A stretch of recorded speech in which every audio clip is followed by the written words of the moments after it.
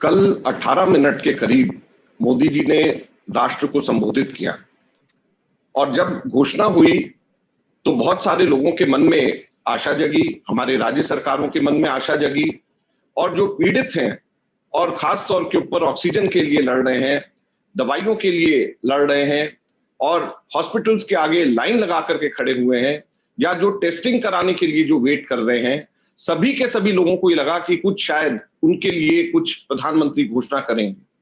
लेकिन वही ढाक के तीन पात, खोखली बातें, कुछ भी नहीं उसके अंदर से निकला। ऐसा लगता है ये सारी की सारी घटनाक्रम को देख करके कुछ 4-5 चीजें शुरू में मैं कहना चाहता हूं कि वैक्सीन लीडर जो इंडिया था, vaccine leader has been reduced to vaccine beggar. Modi ji ने एक मजबूत देश को मजबूर देश बना दिया। Rather than testing corona positive patient, government is testing the people's patients. Corona के पॉजिटिव टेस्ट तो लोगों के पेशेंट्स के हो ही नहीं रहे, लेकिन लोगों की सब्र का इम्तिहान ये सरकार ले रही है।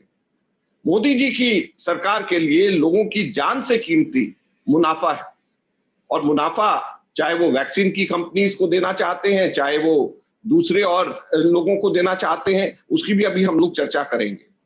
देश के लोगों के लिए कोई रहमदिली नहीं और अपने खास लोगों के लिए पूरी दरियादिली है मोदी जी के मन में, ऐसा जान पड़ता है।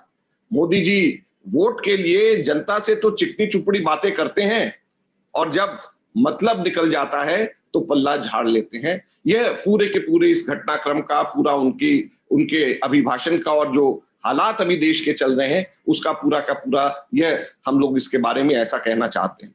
और कल तो केवल खोखली बयानबाजी थी।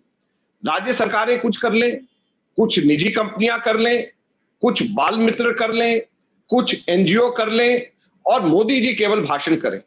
यही कल पूरी की पूरी इनके 18 मिनट के भाषण का केवल एक यही लबोलबाब निकलता है। प्रधानमंत्री जी ने राष्ट्र को संबोधन करते समय कोविड को लेके अपने विचारों को रखा, लेकिन प्रधानमंत्री के संबोधन में जो कठिन परिस्थिति देश में निर्माण हुई है, केंद्र सरकार क्या सहायता दे रही है, इसका किसी भी प्रकार का कोई जिक्र प्रधानमंत्री जी ने नहीं किया। परिस्थितियों के उलट लॉकडाउन से बचे ये सलाह देने का काम उन्होंने किया। दूसरी तरफ देश के कई हाई कोर्ट के आदेश आ रहे हैं शहरों में लॉकडाउन लगाने के। निश्चित रूप से जिस तरह से आंकड़े बढ़े, लॉकडाउन बिना कोई उपाय नहीं, ये परिस्थिति निर्माण हो गई है। हमें लगता है कि प्रधानमंत्री लॉकडाउन को लेकर चुप रहे या अंतिम पर्याय की बात करते रहे। हमें लगता है अभी भी वो बंगाल के चुनावी मूड से बाहर नहीं निकले हैं। अभी भी कुछ धार्मिक कार्यक्रमों को लेकर वे असमंजस में हैं। हमें लगता है कि जिस तरह से देश में कोरोना की लहर है, लॉकडाउन ज़रूरत है। केंद्र सरकार को राज्यों को मदद देने की ज़रूरत है। आम और गरीब मजदूरों को कोई मदद का ऐलान करने की ज़रूरत है, लेकिन ऐसा कुछ ना करके सिर्फ बाल मित्रों से अपील करके कि आप घर वालों को संभालें, हमें लगता है कि ये एक देश के प्रधानमंत्री की जो जिम्मेदारी है उस तरह का उनके भाषण में कोई भी अंश नहीं था। आज जिस तरह से प्रधानमंत्री जी ने बातें की, देश में निश्चित रूप से परिस्थिति हेल्थ इमरजेंसी जैसी है। हमें लगता है कि प्रधानमंत्री जी को इस पे विचार करना होगा और देश में हेल्थ इमरजेंसी घोषित करके सारी चीज़ों के लिए आगे आकर राज्यों को मदद करनी होगी। People were expecting that there's some kind of a package will be announced by Prime Minister of the country to the poor families, to migrant, small traders, but no package has been announced. Even though people were expecting, the way he said कि corona का तूफान है, that means people were expecting that health emergency will be declared and some kind of a help will be announced by the Prime Minister of this country. मैं तो expect कर रहा था कि प्रधानमंत्री जी ये घोषणा करेंगे कि देश के सभी नागरिकों के लिए निःशुल्क वैक्सीन उपलब्ध होगी, तो उसमें निराशा हुई। सोनिया जी ने, राहुल जी ने, कांग्रेस के कई नेताओं ने, हमारे मुख्यमंत्री जी ने, स्वयं मैंने भी इस बात का कई बार जिक्र किया था कि वैक्सीनेशन प्रोडक्शन बढ़ा के इसको ओपन करने का समय आ गया।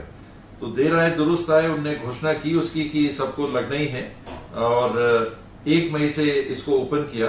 लेकिन चिंता इस बात की है कि वैक्सीनेशन प्रोडक्शन बढ़ेगा कितना, इसका कोई जिक्र उन्होंने नहीं किया। आज 7 करोड़ वैक्सीन एक महीने में कोवैक्सीन और कोविशील्ड की अगर निर्मित हो रही हैं, तो कितने समय के अंदर ये 1.5 हो जाएगा, डबल हो जाएगा।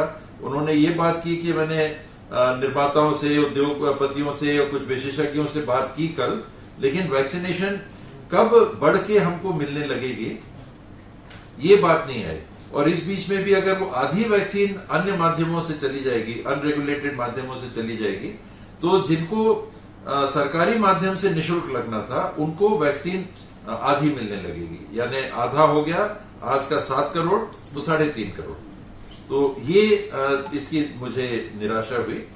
बाकी तो सामान्य स्थितियां थी। इसके संघर्ष कैसे करना, कोविड अप्रोप्रिएट बिहेवियर की कोई नई बात नहीं थी।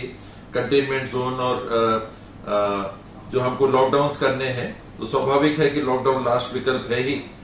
तो बाकी तो कोई ऐसी नई बात नहीं आई। निराशा इसी बात की थी कि कितना प्रोडक्शन बढ़ के हमको कब मिलेगा, इसकी जानकारी ठोस हमको नहीं मिली।